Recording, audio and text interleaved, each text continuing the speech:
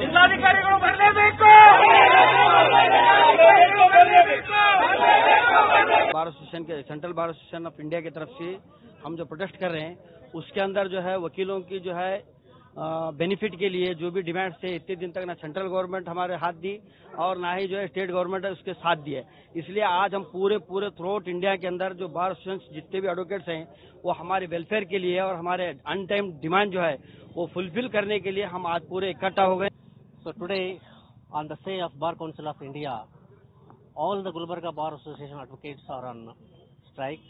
That is, we are protesting and agitating against the central government, so also the state government, as they are not taking any actions and as they are not solving the problems of young advocates.